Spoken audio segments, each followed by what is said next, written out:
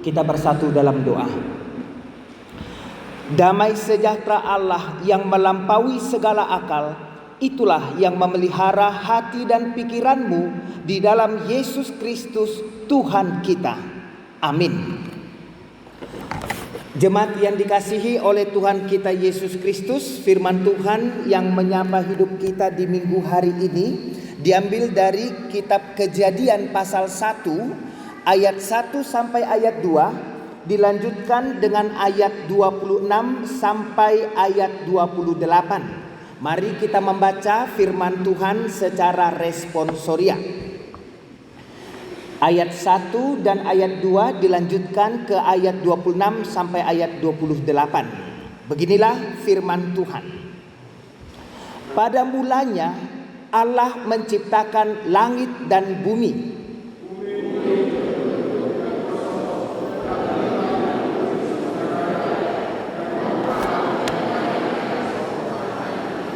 Ayat 26, berfirmanlah Allah, baiklah kita menjadikan manusia menurut gambar dan rupa kita, supaya mereka berkuasa atas ikan-ikan di laut dan burung-burung di udara, atas ternak dan atas seluruh bumi, dan atas segala binatang melata yang merayap di bumi.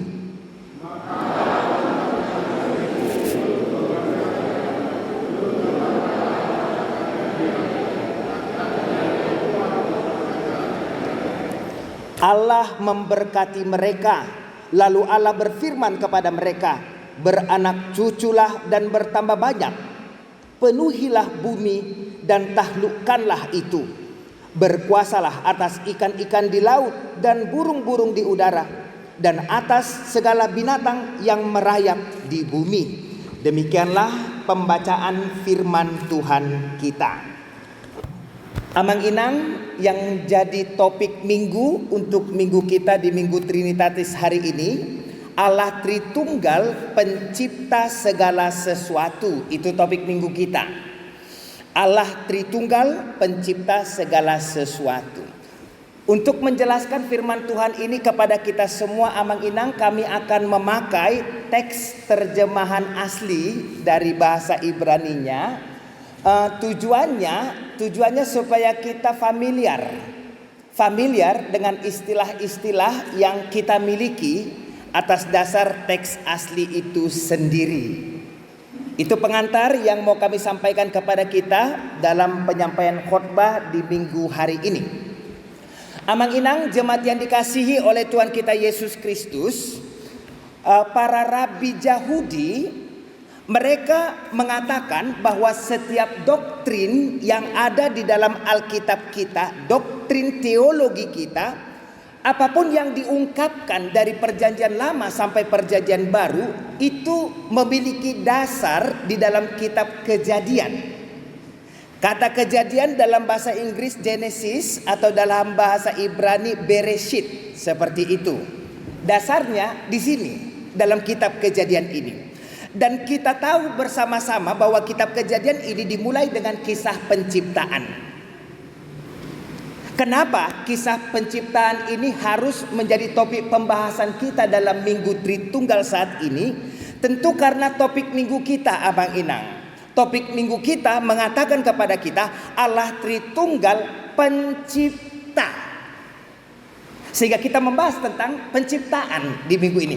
Allah Tritunggal pencipta segala sesuatu. Sehingga di minggu ini firman Tuhan yang sampai kepada kita adalah tentang penciptaan yang dilakukan oleh Allah Tritunggal. Artinya apa, Amang Inang?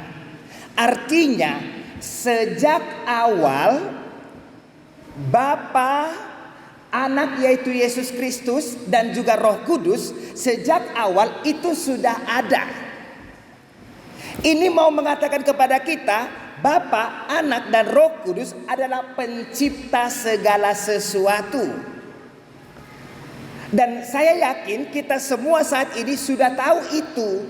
Tetapi bukan hanya tahu, kita semua sudah percaya tentang itu. Karena kita sudah tahu dan kita sudah percaya, firman Tuhan dalam Kolose 2 ayat 6 mengatakan kepada kita, kamu telah menerima Kristus Yesus, benar. kita sudah menerima Kristus Yesus. Kamu telah menerima Kristus Yesus Tuhan kita, karena itu perhatikan baik-baik, hendaklah hidupmu tetap di dalam Dia. Amang Inang, inilah kehendak Tuhan melalui pemberitaan tentang peristiwa kejadian di minggu ini. Hendaklah hidupmu tetap di dalam Dia. Artinya hidup kita semua, hidup anak-anak kita, Amang Inang, tetaplah ada di dalam Yesus Kristus. Kita berjalan di dalam ajaran Kristus, kita hidup di dalam sifat Kristus, kita melakukan segala sesuatu di dalam karakter Kristus yang ada di setiap kita masing-masing. Melalui ini, Amang Inang, di minggu ini kita diingatkan sebagai orang Kristen kita harus berperilaku yang berbeda dari orang-orang yang ada di luar sana. Kita harus berbeda dalam segala hal dari orang-orang yang ada di luar sana. Kita harus berperilaku yang berbeda sehingga jangan contoh perilaku orang yang ada di luar sana. Kita harus berkata-kata berbeda sehingga jangan contoh perkataan-perkataan orang yang ada di luar sana. Perilaku kita harus berbeda, perkataan kita harus berbeda, kebiasaan kita, perkataan kita harusnya, Amang Inang, seperti yang ada di dalam Tuhan kita Yesus Kristus. Selanjutnya kita masuk ke dalam berita penciptaan ini. Amang Inang, kita tahu bersama-sama tentang berita penciptaan ada beberapa teori manusia yang nyata-nyata itu berbeda dengan pewahyuan firman Tuhan yang disampaikan kepada kita melalui Alkitab Perjanjian Lama ini. Secara khusus kitab Kejadian. Ada teori manusia yang berbeda, ada pewahyuan Alkitab yang berbeda. Kita tidak ditugaskan untuk menjembatani teori manusia dengan kebenaran firman. Bukan itu tugas kita. Apa yang menjadi tugas kita adalah kita memegang apa yang sudah ada pada kita. Apa yang sudah ada pada kita adalah pewahyuan firman Tuhan secara khusus dalam kitab Kejadian pasal 1 ini. Artinya, Amang Inang, tentang penciptaan alam semesta kita ini, pegangan kita adalah Kejadian pasal 1 dan juga Kejadian pasal 2, bukan teori-teori yang manusia buat. Kita percaya bahwa alam semesta ini tercipta oleh Allah Tritunggal. Kita tidak percaya alam semesta kita ini terjadi karena ledakan bintang, karena proses tertentu seperti teori-teori manusia itu sendiri. Karenanya mari kita lihat firman Tuhan yang sampai kepada kita dimulai ayat yang pertama. Ayat yang pertama, saya akan memakai istilah asli dari teks Ibrani kita. Ayat yang pertama, pada mulanya Elohim, Amang Inang. LAI memakai kata Allah. Teks asli memakai kata Elohim. Apakah Elohim dan Allah berbeda? Sama sekali berbeda. Elohim itu maskulin dan juga plural. Plural itu jamak, lebih dari satu. Allah kita tidak tahu. Apakah ini tunggal atau jamak, kita tidak tahu. Sehingga kami memakai istilah aslinya saja, karena Tuhan yang kita sembah adalah Tuhan Tritunggal. Tiga yang satu, satu yang tiga. Elohim itu lebih cocok untuk dipakai dalam konteks ini. Pada mulanya Elohim menciptakan langit dan bumi. Amang Inang, tentang ayat yang pertama ini ada pemahaman orang yang mengatakan setelah Elohim kita menciptakan langit dan bumi, dalam bahasa Inggris heaven atau surga dan bumi, mereka mengatakan sesudah semua diciptakan langit dan bumi ada rentang waktu miliaran tahun. Ada rentangan waktu miliaran tahun baru masuk ke ayat kedua dan berikutnya. Ada pemahaman yang seperti itu, dan pemahaman ini disebut gap teori. Ada gap, ada rentang waktu pembatas antara ayat 1 dan ayat 2. Dakubotohami, molo adok siya kita nama buan Bibel. Sepertinya Bibel itu dipisah itu. Teori di balik itu seperti tadi. pemahaman yang mengatakan ayat 1 dan ayat 2 itu jauh terpisah jaraknya miliaran tahun. Sesudah Tuhan menciptakan langit dan bumi, miliaran tahun kemudian barulah terjadi ayat 2, 3 dan keempat lainnya. Ada beberapa teks Alkitab yang memiliki pola pikir seperti itu. Tetapi melalui pemberitaan firman pada hari ini kita mengatakan itu kurang tepat, Amang Inang. Tidak ada sama sekali gap antara ayat 1 dan juga ayat 2. Ada sekarang orang-orang yang mengatakan usia dari alam semesta kita ini ada 13 miliar tahun katanya. Alam semesta 13 miliar tahun, bumi lebih muda dari itu. Itu teori namanya, Amang Inang. Saya sudah katakan tadi, Tuhan tidak pernah menugaskan kita menjembatani teori dengan wahyu Tuhan. Itu bukan tugas kita. Tugas kita memegang apa yang Tuhan wahyukan kepada kita. Sekarang pertanyaannya, bagaimana orang Yahudi memahami kitab Kejadian ini? Mungkin kita sudah pelajari bersama. Bagi orang Yahudi, tradisi Yahudi, mereka memahami dunia ciptaannya Elohim ini masih sangat muda usianya. Bagi orang Yahudi, sampai tahun ini 2023, usia bumi ini masih 5.784 tahun. Itu usianya, Amang Inang. 5.784 tahun. Kenapa seperti itu? Karena mereka memahami penciptaan Tuhan itu terjadi sekitar tahun 3.761 tahun sebelum Masehi. 3.700, Amang Inang, sebelum Masehi. Itu berdasarkan kitab suci yang membentuk kalender orang-orang Yahudi hingga saat ini. Agak mirip dengan itu, ada orang-orang Kristen yang memahami juga usia bumi kita ini aja sekitar 6.000 tahun atau lebih sedikit. Itu berdasarkan tafsiran dari kitab suci kita juga. Bagaimana dengan kita, HKBP? Sampai saat ini, Amang Inang, gereja kita HKBP belum mengambil sikap tentang ini. Artinya apa? Kita belum menemukan dimanapun dokumen-dokumen gereja kita yang menjelaskan tentang usia alam kita ini, bumi kita ini. Itu informasi kepada kita, Amang Inang.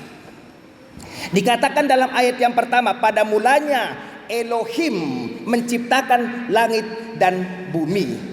Elohim yang dimaksud di sini plural atau jamak. Inilah Allah Tritunggal. Topik minggu kita, Amang Inang. Allah Tritunggal mencipta segala sesuatu. Informasi kepada kita. Kita percaya bahwa penulis kitab Kejadian ini adalah Musa sendiri. Bagaimana Musa bisa menuliskannya? Dia diinspirasi oleh Roh Tuhan. Tanpa inspirasi dari Roh Tuhan, Musa tidak bisa menulis tentang kebenaran penciptaan ini. Sekarang kita masuk ayat yang kedua, Amang Inang. Dikatakan dalam ayat yang kedua, bumi belum berbentuk dan kosong. Sebelum masuk ke situ, kalau kita baca dalam teks aslinya, ada kata sambung, Amang Inang, yang mengawali ayat kedua ini. Kata sambung yang dipakai adalah kata dan. Melalui kata dan inilah yang menghilangkan teori gap, jarak, pembeda antara ayat 1 dan ayat 2. Ada kata penghubungnya, dihubungkan dengan kata dan itu sendiri. Jadi, Amang Inang, artinya apa? Pokok pikiran yang ada dalam ayat pertama itu bersambung dengan pokok pikiran yang ada di dalam ayat kedua.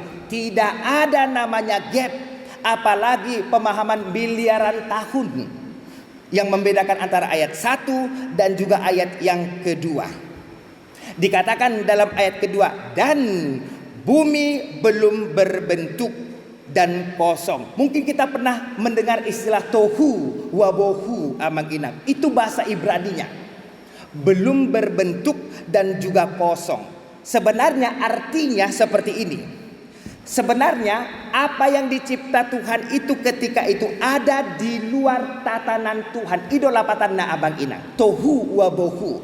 Ada di luar tatanan Tuhan atau ada di luar keteraturan milik Tuhan. Artinya apa? Artinya ini mau menunjukkan kepada kita bahwa situasi pada waktu itu kurang teratur.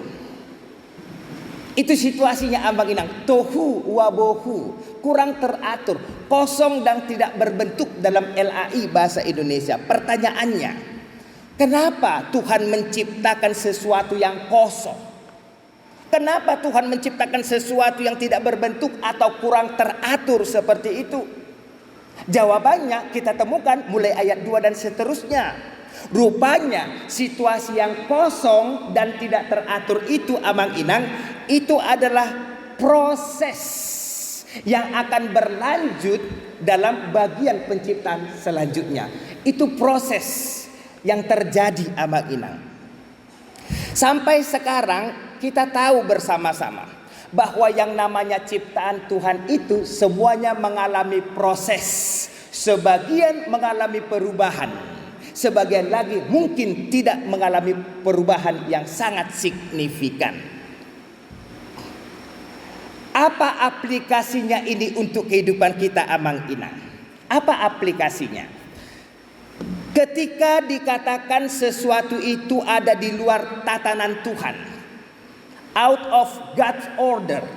Ketika sesuatu itu dikatakan ada di luar tatanan Tuhan, ada di luar tujuan Tuhan, Ambang Inang, apa yang akan terjadi pada sesuatu itu? Ayat 2 katakan akan terjadi kegelapan.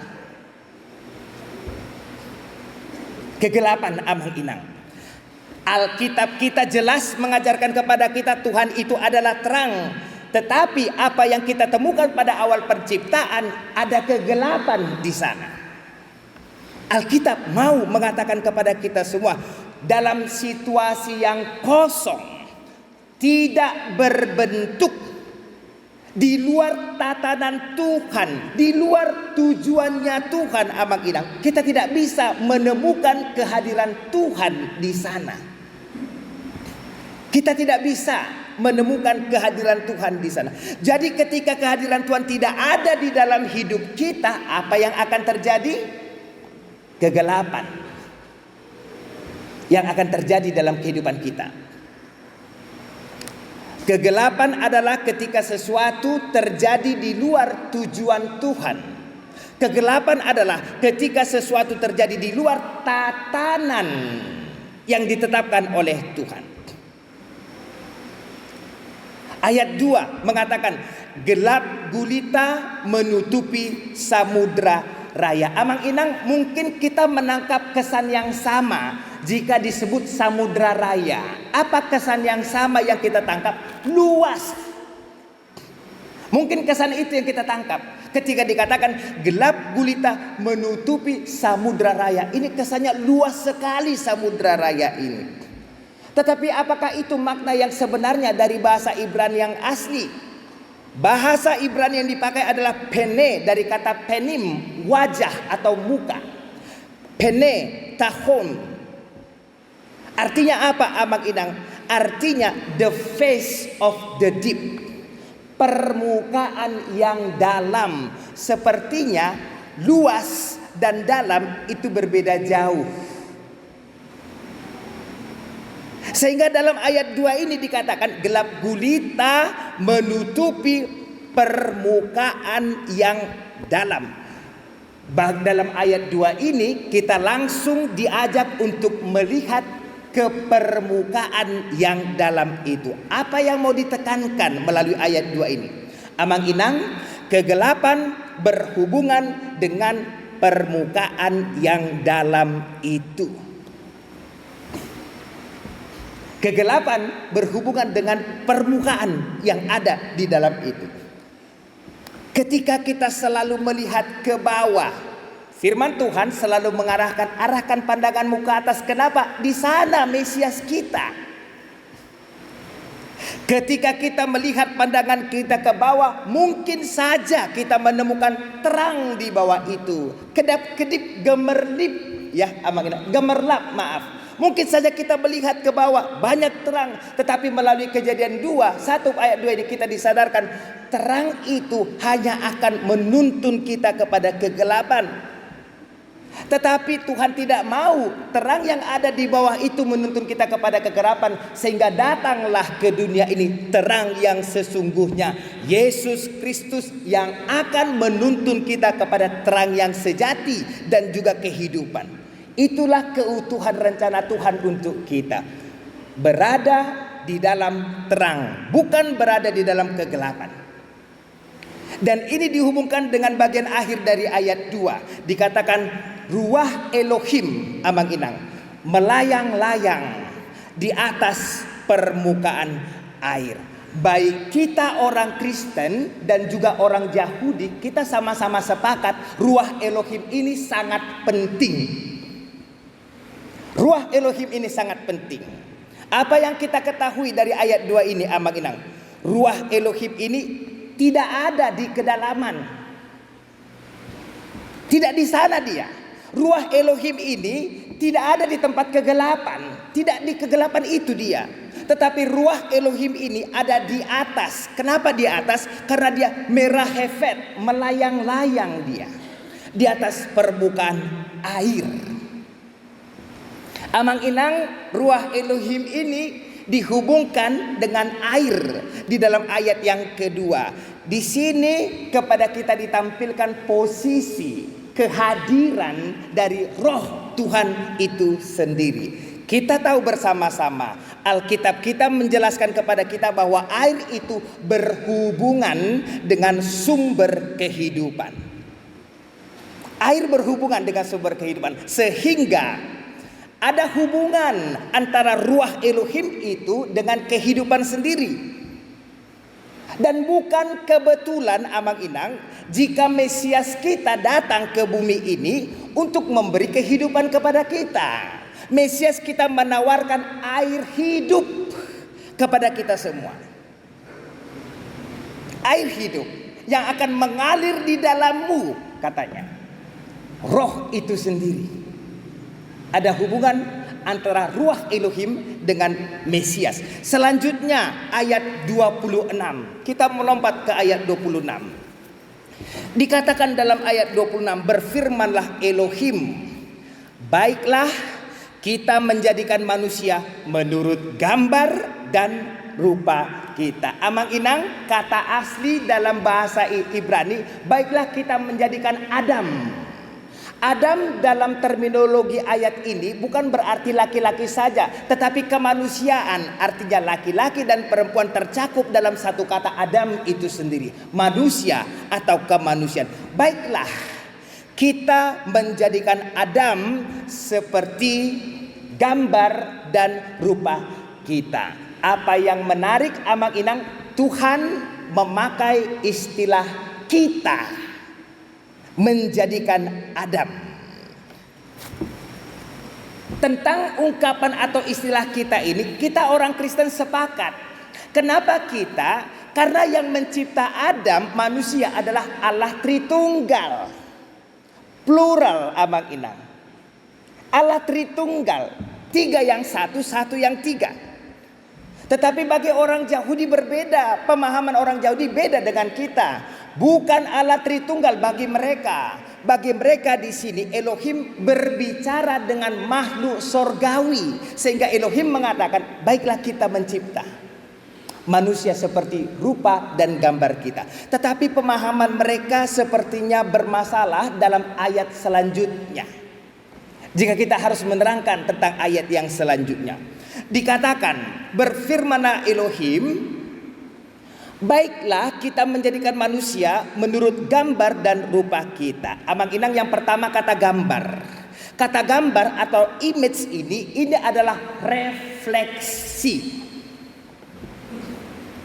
Artinya apa, Amang Inang? Artinya Adam itu, laki-laki dan perempuan itu ditetapkan Tuhan menjadi refleksi dari Tuhan, pantulan dari Tuhan.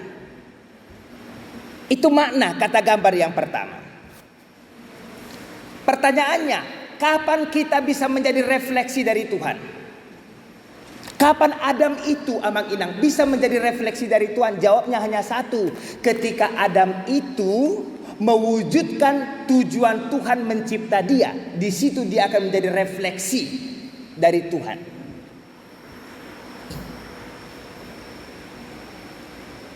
Kata selanjutnya adalah rupa.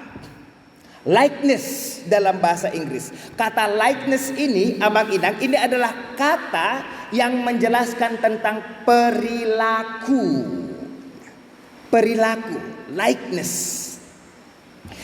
Jadi Adam atau laki-laki dan perempuan itu seharusnya merefleksikan kemuliaan Tuhan dan merefleksikan perilaku dari Tuhan sendiri. Itu poinnya, Abang Inang, yang kita peroleh dari minggu ini. Adam, manusia itu, laki-laki dan perempuan itu refleksi kemuliaan Tuhan, refleksi dari perilaku Tuhan di dunia ini. Itu makanya Paulus mengatakan dalam Roma 8 ayat 29. Roma 8 ayat 29 berkata, sebab semua orang yang dipilihnya dari semula, mereka juga ditentukannya dari semula untuk menjadi serupa. Kata rupa, serupa dengan gambaran, kata gambaran anaknya. Serupa dengan gambaran anaknya. Siapa anaknya? Yesus Kristus sendiri. Ini artinya, Abang Inang, kita seharusnya berbicara seperti Yesus berbicara. Sehingga jangan tiru-tiru cara berbicara orang di luar sana. Jangan tiru-tiru cara berbicara orang di luar sana. Apa yang orang bicarakan di sana ditiru-tiru. Tidak baik ya, Abang Inang, apalagi remaja Naposo. Tidak baik meniru cara-cara berbicara orang yang tidak baik di luar sana. Seharusnya kita berbicara seperti Kristus berbicara, kita berbuat seperti Kristus berbuat, kita berpikir seperti Kristus berpikir. Paulus berkata dalam Filipi 2 ayat 5, Tuhan mau Adam itu, laki-laki dan perempuan itu punya pikiran dan perasaan yang sama seperti yang ada di dalam Yesus Kristus Tuhan kita. Disitulah Adam itu bisa merefleksikan kemuliaan Tuhan dan juga perilaku Tuhan ketika dia menjalankan tujuan Tuhan mencipta dia. Selanjutnya, Abang Inang, dikatakan supaya mereka berkuasa. Berkuasa atas apa? Ikan-ikan di laut, burung-burung di udara, dan atas ternak, dan atas seluruh bumi, dan atas segala binatang melata yang merayap di bumi. Supaya mereka berkuasa, Abang Inang. Ini tentu masuk akal kita. Kenapa masuk akal bagi kita? Karena Adam itu atau manusia itu adalah refleksi dari kemuliaan Tuhan, refleksi dari perilaku Tuhan. Maka kepada manusia itu diberikan Tuhan otoritas dan juga kuasa. Kepada manusia itu diberikan otoritas dan kuasa. Abang Inang, catatan untuk kita, ini manusia belum jatuh ke dalam dosa. Itu catatan bagi kita. Sesudah manusia jatuh ke dalam dosa, hilang kemuliaan Tuhan. Jadi ini sebelum manusia jatuh ke dalam dosa, mereka diberi otoritas, mereka diberi kuasa. Tapi jika manusia itu menjadi kotor, karena apa? Karena dosa-dosa, hilanglah kemuliaan Tuhan itu. Hilang, Abang Inang, kemuliaan Tuhan itu. Dan karena kemuliaan Tuhan sudah hilang, apa yang terjadi? Apa yang terjadi? Cara manusia mengelola dunia ini tidak lagi mencerminkan rupa Tuhan dan juga perilaku Tuhan. Kita lihatlah bagaimana manusia mengelola dunia sekarang. Semuanya kembali kepada ayat 2. Tohu wabohu. Tidak lagi ada di dalam tatanannya Tuhan. Tidak lagi ada di dalam tujuannya Tuhan. Ketika manusia menguasai, manusia yang berdosa. Itu yang terjadi, Abang Inang. Ayat 27. Maka Elohim mencipta manusia itu menurut gambarnya. Menurut gambar Elohim diciptakannya dia, laki-laki dan perempuan. Diciptakannya mereka. Abang Inang, sesudah Elohim menciptakan laki-laki dan perempuan, menciptakan manusia itu, apa yang terjadi? Apa yang dilakukan Tuhan? Ayat 28 mengatakan kepada kita, Elohim memberkati mereka. Sesudah dicipta, sesudah dijadikan, Elohim memberkati mereka. Tuhan mencipta kita supaya kita menjadi manusia yang terberkati. Catatan tetap kita ingat Amang Inang, ini sebelum manusia jatuh ke dalam dosa. Tuhan mencipta kita supaya kita menjadi manusia yang terberkati. Tetapi berkat itu hanya akan kita alami, dialami oleh manusia jika manusia itu memenuhi tujuan Tuhan menciptanya. Ketika kita menjalankan otoritas kita, ketika kita memakai kuasa kita sebagai wakil Tuhan yang mencerminkan kemuliaan Tuhan, mencerminkan perilaku Tuhan, Amang Inang, disitulah kita akan mengalami berkat Tuhan. Di situ kita akan mengalami berkat Tuhan. Lalu dikatakan Elohim berfirman kepada mereka, beranak cuculah dan bertambah banyak, penuhilah bumi dan taklukkanlah itu.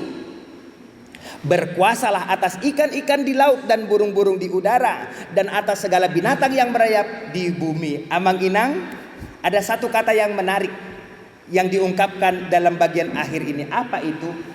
Taklukkanlah. Sudah ada kuasa, sudah ada otoritas, tapi manusia masih harus menaklukkan. Sekarang pertanyaannya, apa definisi menaklukkan ini? Apa artinya ini? Menaklukkan dalam ayat ini. Menaklukkan di sini maknanya Amang Inang, kita memposisikan sesuatu ke posisinya yang seharusnya. Setelah dia ada di posisi yang seharusnya, barulah dia bisa dipakai sesuai dengan tujuan Tuhan membuat dia, tujuan Tuhan mencipta dia. Itu definisi makna dari menaklukkan. Melalui ini kita belajar Amang Inang. Apa yang bisa kita pelajari?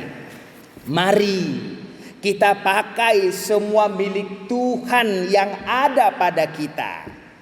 Mari Amang Inang, kita pakai semua milik Tuhan yang ada pada kita. Bukan sesuai keinginan kita, bukan sesuai tujuan kita, tetapi sesuai tujuan Tuhan mencipta, memberikan berkat itu kepada kita. Itu makna penciptaan. Tumbuhan dicipta ada tujuannya. Tanah dicipta ada tujuannya, udara dicipta ada tujuannya. Mari kita pakai semua berkat Tuhan sesuai dengan tujuan Tuhan menciptanya, bukan sesuai dengan tujuan kita, keinginan kita, supaya tidak kembali ke situasi tohu wabohu ketika sesuatu itu ada di luar tatanan Tuhan, di luar tujuan Tuhan. Karena kita hanya akan membawa situasi ke dalam kegelapan. Kita hanya akan menarik diri kita kepada kegelapan, keluar dari kegelapan. Bagaimana caranya? Amang Inang, pakai segala sesuatu seperti apa tujuan Tuhan menciptanya. Tuhan Yesus memberkati kita. Amin. Kita bersatu di dalam doa.